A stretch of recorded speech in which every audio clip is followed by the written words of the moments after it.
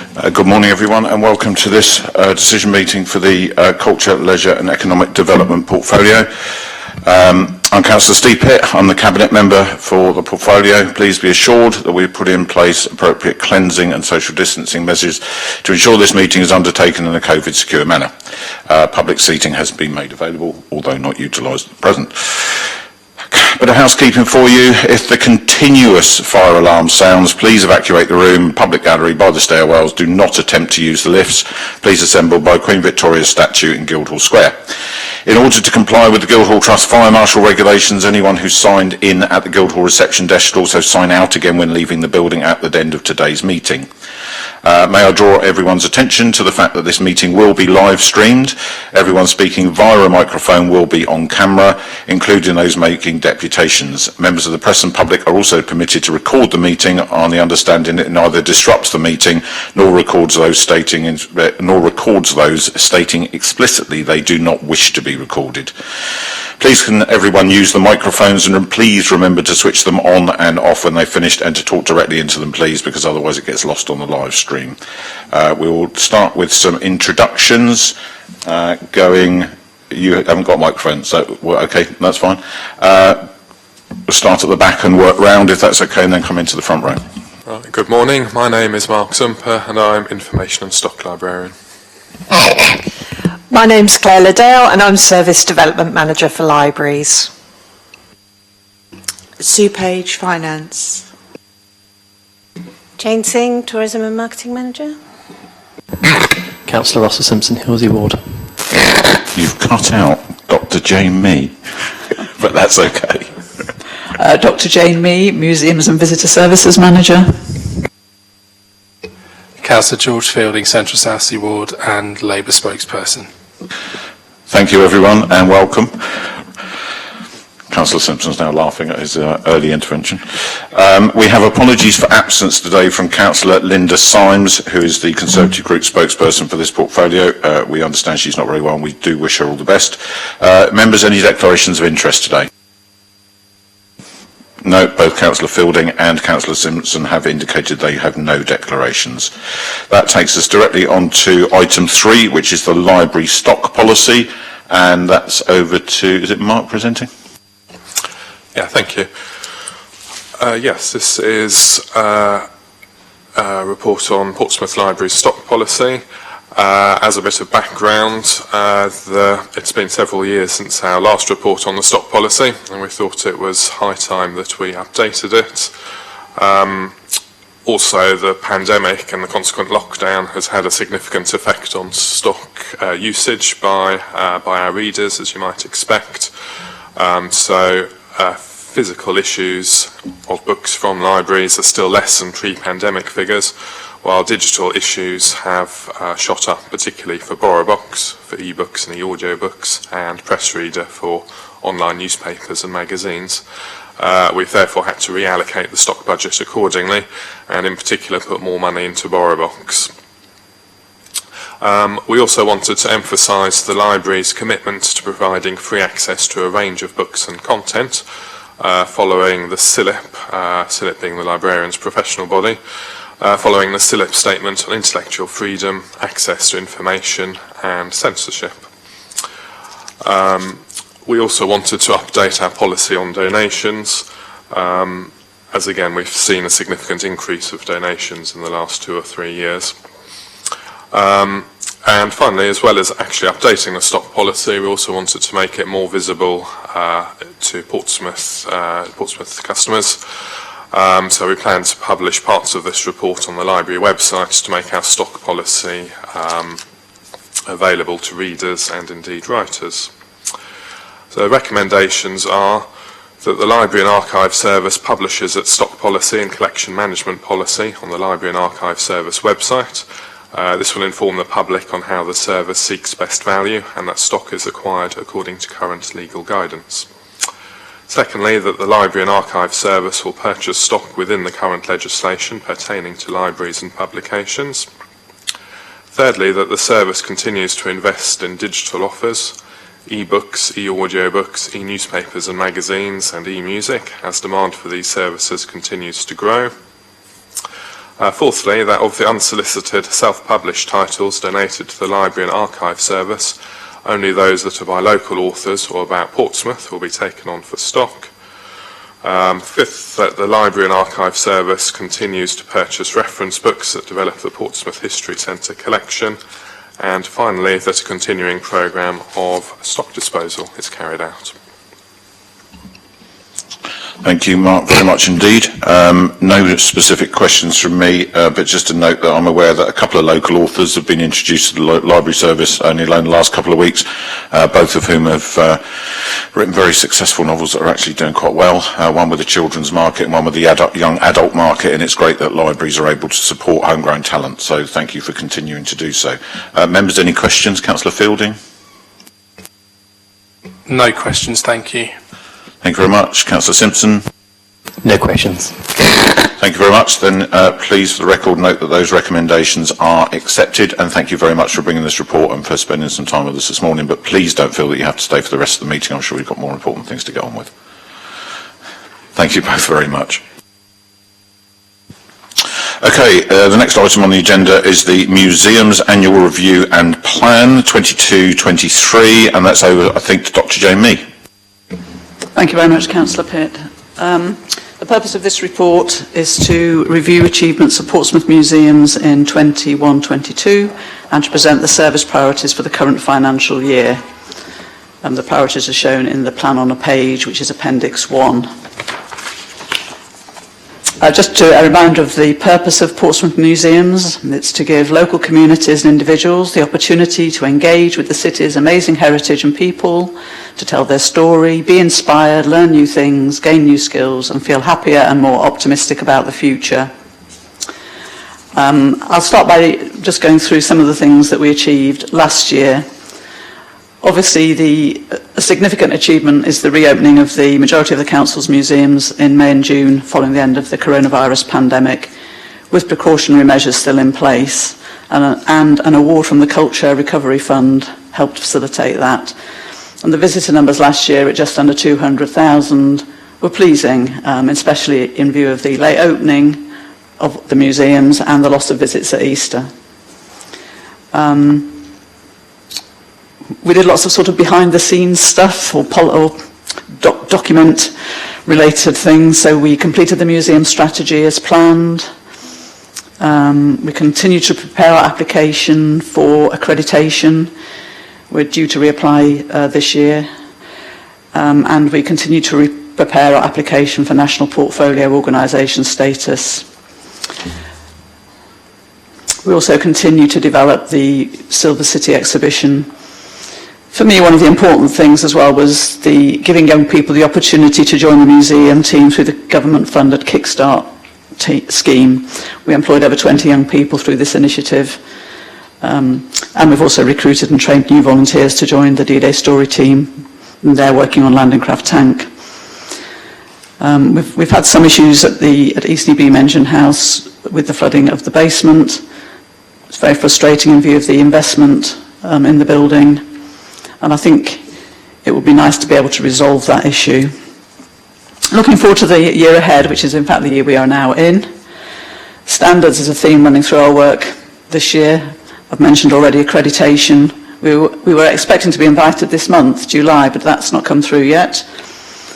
We also did some work on the butterfly, the zoo licence for the Butterfly House, an audit of the Historic Environment Record, the HER, for which we're responsible, and also our commitment to welcome host training and a VACWAS assessment.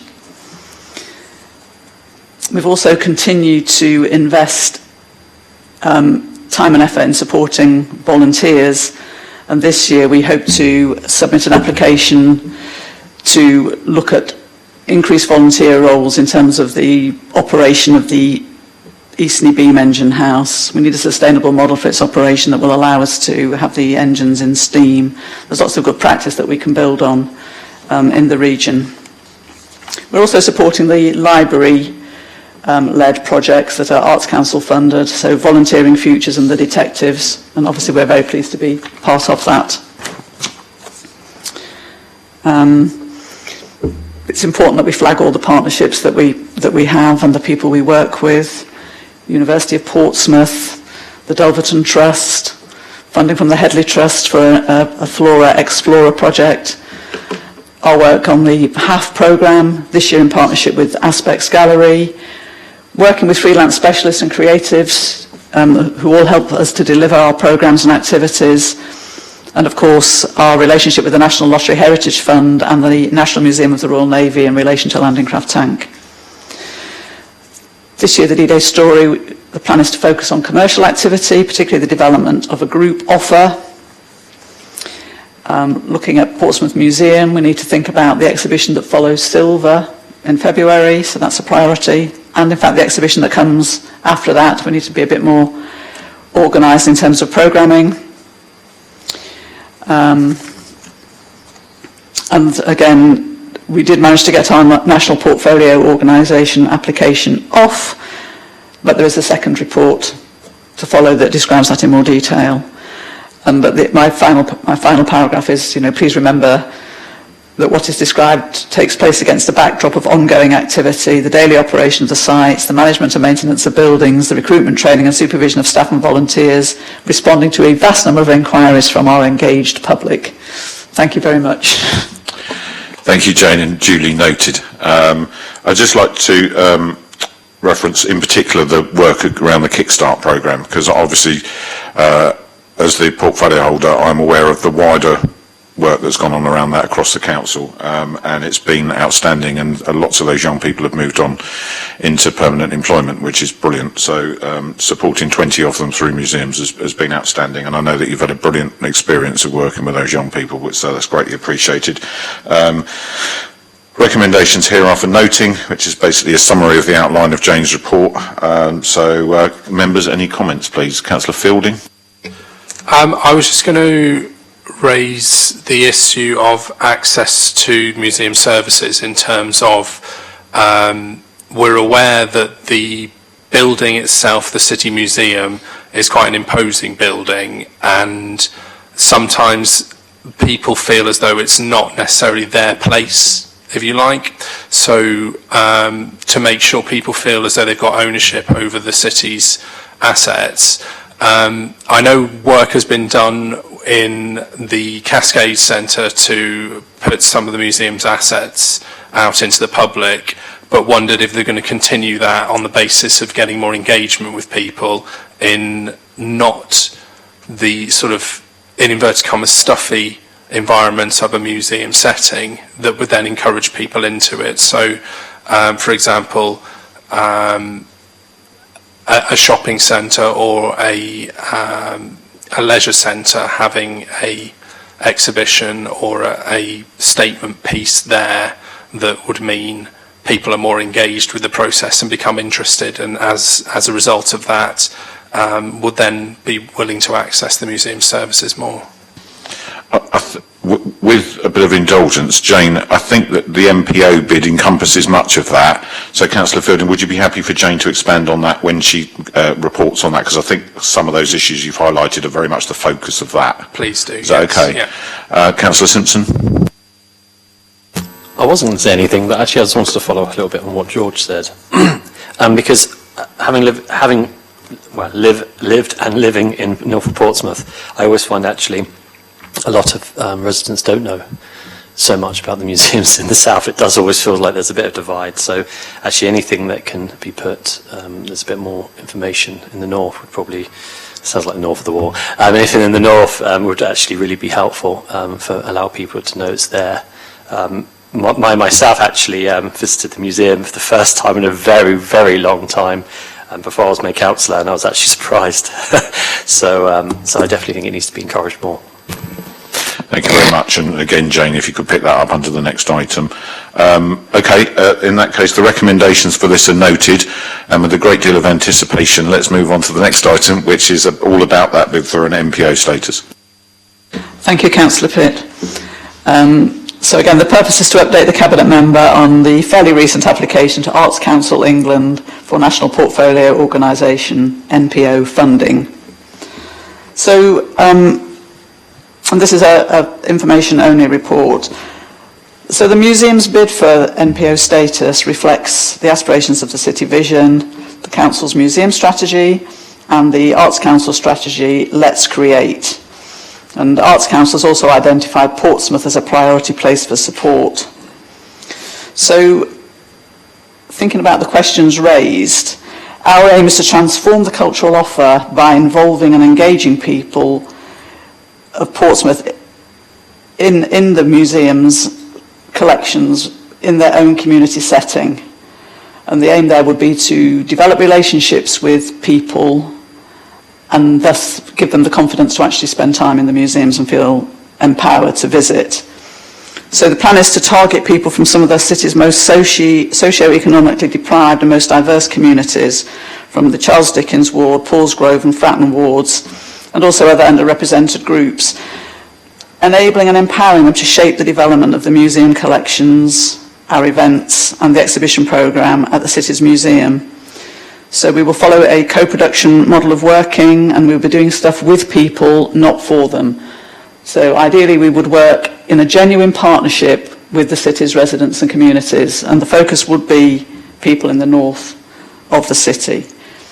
And critical to achieving that would be the appointment of 6 new community connector posts actually drawn from the communities we plan to engage with. And these will be paid posts. Ideally there'll be a diverse team of young people. And also we work in partnership with other organisations such as the University of Portsmouth and Aspects. But actually I sort of see recruiting people from the target communities as you know, will make a huge difference, and the NPO bid allocates funding towards really giving that a good go to make a real difference and to genuinely recruit people who represent the interests of the community and are sort of embedded and connected with it. To achieve, obviously the application process was very demanding, and one of the things we had to do was address the Arts Council's 4 investment principles. These are ambition and quality, environmental responsibility, dynamism, inclusivity and relevance. And in some ways it's us as Portsmouth Museums addressing those rather than the council as a whole. And we had to explain how we plan to change and grow over the 3 years of the programme. So under ambition and quality, for example, we said our ambition is to have developed a sort of a new approach for a new museum of Portsmouth that's developed in conversation and through practice with residents, creatives, partners and other stakeholders, that is supported and championed by residents. We then had to say how we'd go about that, what we'd do in the first year. And I presume if we are successful, we'll have to then spell out what we're going to do in years 2 and 3. Just for information, as a local authority, we also have to establish a separate advisory board that's actually accountable to the Arts Council for the delivery of the NPO. The board would need to reflect the commitment to diversity and inclusion, because it's integral to the way the Arts Council see the world. You know, and we would share that aspiration as Portsmouth City Council. So in order to meet the NPO timescales, we've taken the step of convening a shadow advisory board so that we can get things in place should we be successful. So the bid was submitted in May, we'll hear the outcome in October. We've asked for just over £1 million for a 3-year programme, and if successful, the work would begin in April 2023. However, Arts Council the number of applications they've had is huge, it's well oversubscribed, it's very competitive. And although we have endeavoured to fully meet Arts Council requirements and aspirations, this is of course no guarantee of success. It would be nice to get the money. Who knows? Indeed, and I think probably just for a bit of additional background there, Jane, the reason that it's so oversubscribed in this particular MPO round is because the Cultural Recovery Fund opened up the Arts Council to hundreds, if not thousands, of organisations who'd previously never had any interactions with it, because the Arts Council was the distributor of that money, and everyone has therefore because of the Arts Council's covenant, it has to inform all those organisations, as well as the ones that it normally would, about the new MPO round. So I'm aware of a very large number of organisations. In fact, pretty much everyone I speak to has put in an MPO bid. So I suspect we'll see a delay to October just for them to sift through all these.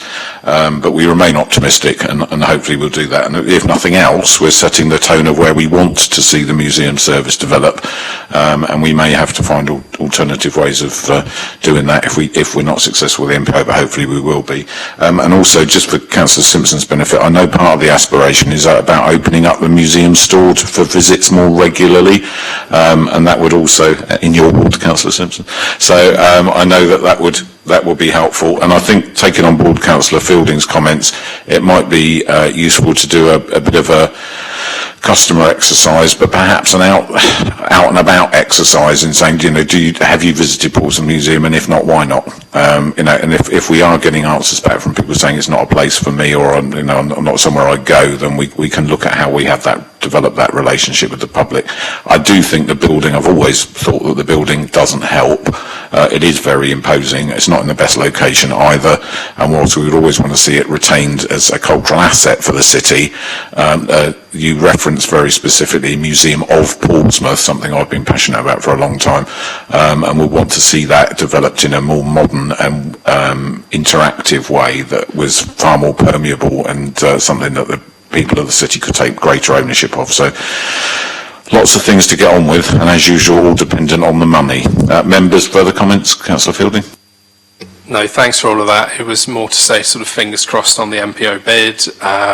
If we're not successful in this round, I'm sure we'll continue to apply in future years and look for alternative forms of funding. But obviously the number of organisations applying for it may not be as familiar with the bid process. So in some ways, we have a leg up on that by being familiar with that and be able to put through a very thorough and well thought out bid. But who knows where it's going to fall, basically. I completely agree. Councillor Simpson? I hope we get the money. And on that note, I don't think there's anything further to add apart from to note the report, and thank you very much, Jane, for bringing it. So the next item on the list today is Bookfest. Thank you, Councillor Pitt. This is an information-only report to update the Cabinet member on the success of the 2022 festival and the return to in-person events following the pandemic. Bookfest was launched in 2010 by the Library and Archive Service, working in partnership with independent bookseller the Hayling Island Bookshop, and we've continued that partnership. And it's all been about promoting reading for pleasure and encouraging attendance at book events by those who might not ordinarily attend book events. It's a 3-week programme with best-selling authors and speakers. We also support local writing talent and creativity. We host various writing workshops to encourage writing amongst local people as well. This 2022 was the 11th festival, and it marked the return to in-person events following the pandemic. The 2021 festival had been delivered entirely online due to the pandemic and was very successful. So it's been interesting to see how audiences have responded to in-person events again. We did offer some events online, responding to feedback from attendees last year that they prefer to attend. Some prefer to attend events online due to commitments and responsibilities at home or access issues. Ticket sales were a little down this year on the previous couple of years, but we weren't surprised by that. The Omicron variant arrived in December, and so some people were still understandably worried about attending in-person events in February and early March. However, the good news is that of those who did attend, many verbally expressed to us how pleased they were to be attending events in libraries and venues again and having that opportunity to talk to other people and hear authors in person. In fact, it was interesting to note that ticket sales were far higher for the in-person events than the digital events. And of the events offered this year, the highest ticket sales were for David Lammy's talk, and particularly for talks that focused on local history, such as Celia Clark's talk on Portsmouth, the local author Pete Adams, and local authors appearing at other events.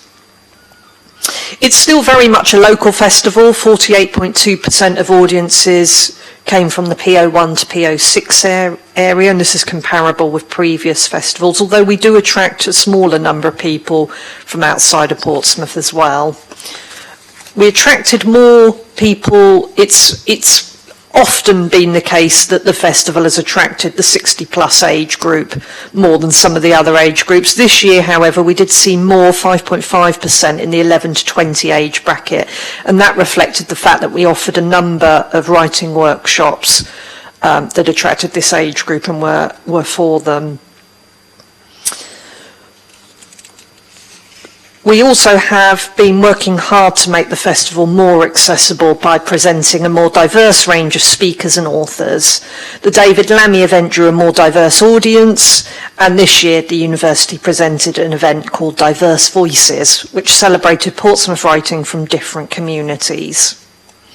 This is a good start, but we acknowledge that Bookfest has more work to do on talking to different communities about the events they would like to see in future years. We've had some extremely positive feedback in 3.4 from people, and that's just giving you a snapshot of some of the feedback we've had and what's been popular. Thank you. Thanks very much, Claire. I remember Bookfest when Dominic Kippin started it those 11 years ago, and he did a great deal of work to get it going, and the efforts that are ongoing from you and the team greatly appreciated. Probably just for anyone watching in or listening, for their benefit, of course, Bookfest taken in isolation might say that there's sort of 5 to 6% engagement in the 11 to 20 age group, but it is important to note that Bookfest doesn't occur in a bubble, and there are lots of other activities happening all around the year that engage a whole range of different age groups in different things, not least the Summer Reading Challenge, which everyone knows is a particular passion of mine. So thank you. Councillor Fielding, any comments? No, just good to see it back as an in-person event, obviously after the couple of years where the previous year having to be an online event. I attended a couple of the events, and long may it continue. Thank you very much indeed. Councillor Simpson? No comments from you? Okay. Report duly noted then. Thank you very much for your time, Claire, and please don't feel you have to stay with us today. And Jane, I forgot to say, if you want to depart, you're more than welcome to do so.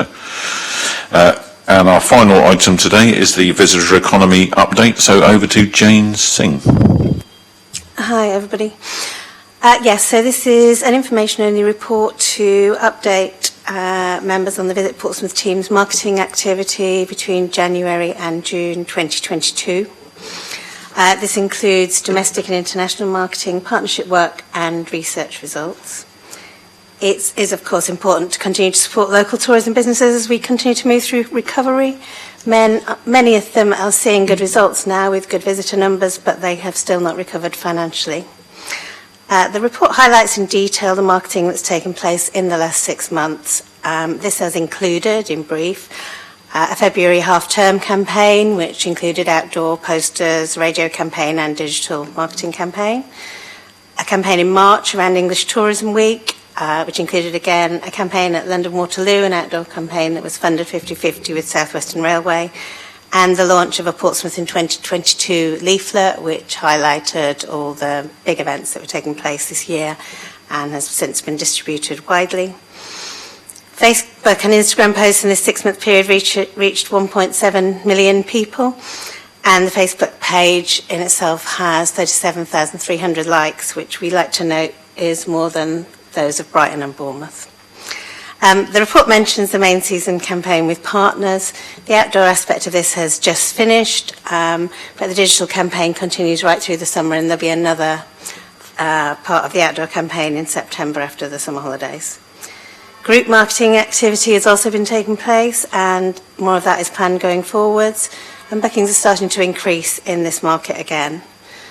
The international market, we attended Visit Britain's flagship marketing event, Explore GB.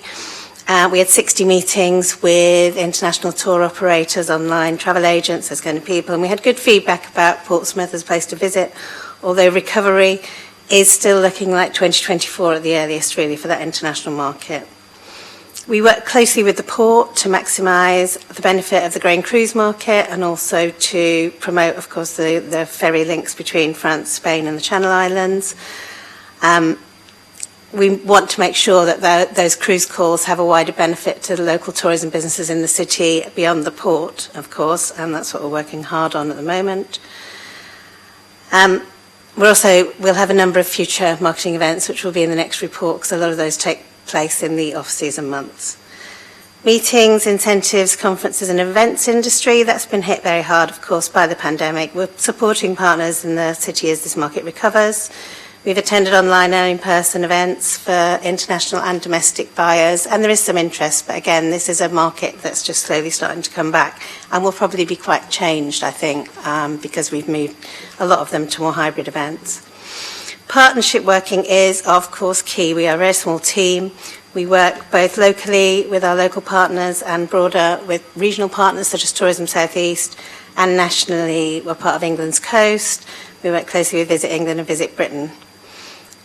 We've carried out some research this year. The visitor survey results from our online survey are attached to the report, and we also have a report from Tourism South East which is showing good visitor figures, but obviously a big reduction in 2021, 2020, 2020 mainly in the spend, obviously. And we'll get a final report later this year for the 2021 figures as that information comes in. Thank you, Jane. Thank you very much. And could you just tell us exactly how small your team is for anyone who's listening in? There's me, who also has a role in the operational management of our museums, and there's David Howells, who's our digital marketing manager and also works across the museums. We have a small information point at the heart, and that team does also obviously talk to visitors and sell the city. But yes, very small, minuscule. Perfectly formed. Yes, perfectly formed, but definitely minuscule. And in comparison, I can remember going back 12, 14 years ago, there were a lot more people to do basically the same amount of work. So I just want to note my thanks to you and David for all that you do. Because for anybody reading this report, they think, gosh, there must be loads of these people doing all this stuff. And there's not, there's just you and David. But you do two things which in this context are particularly important. You ensure that the reach for people knowing about what we've got going on here is really impressive, particularly the organic elements of it, which shows that people are actively looking for things to come and see and do in Portsmouth, and that you do it on a shoestring and you always secure huge value for money for the tiny budget that you have. And I know that you're hugely respected by the other partners in the city, so thank you for all of that. Councillors, any comments? No, thank you to the team, punching well above your weight in terms of what you do. I was just going to question, you mentioned briefly about the engagement with the cruise traffic coming in to the port. I've known for the last sort of couple of years that they get sort of handouts on the cruise ships about different attractions within the city. Do we see a better engagement now than we have done over the past few years of the cruise traffic, or are we still seeing the regular thing, which tends to be docking in Portsmouth and heading up to London and Salisbury? So, it's a challenge. It's always a challenge. I think, so some cruise passengers, they'll be coming into Portsmouth and they'll have had it billed as the London stop. And if they're their only time in England, they're going to want to go to London, and we can't really compete with that. What we can do, and we've been quite successful at, is everybody who's deciding to do something independent on the day, they can get off the cruise ship, they'll be greeted now, there's a much better service to greet those passengers, inform them about what they can do, and they can get on a free shuttle bus with the knowledge that they'll be able to get back on their cruise ship in time, that service is there, and that they won't miss it, because there's sometimes that kind of... So we're working really well, and I think more people are doing that, and they're visiting our attractions. On the other hand, we're also working with the shore excursion companies, and there's only about 4 that run all the shore excursions right across the country. So we've met with a couple of those already, 3 of them actually, 3 of the 4 this year, to just keep them thinking about Portsmouth, and they are starting to get demand for people not to travel miles to do things more locally. So yes, I think in answer it will pick up, and we're going to have an event in the autumn where we will invite all local tourism businesses who want to get more out of the cruise business that they think they can work with, to meet with those shore excursion companies at an event and actually find out what they need, you know, how they need to get cruise ready so that they can maximise their benefits. So yeah, it's getting better, we think, but it is always a challenge. Thanks, Jane. Anything else, George? No, thank you. Okay. Councillor Simpson? Kind of feel like George is stealing all my lines. Yeah, just thank you very much for working so hard, considering the team's so small. So may it continue. Okay, that report's noted then, and there being no other business for today, that concludes today's meeting. So thank you to everyone who came along, and particularly to the members, and to Democratic Services for supporting us. Thank you very much.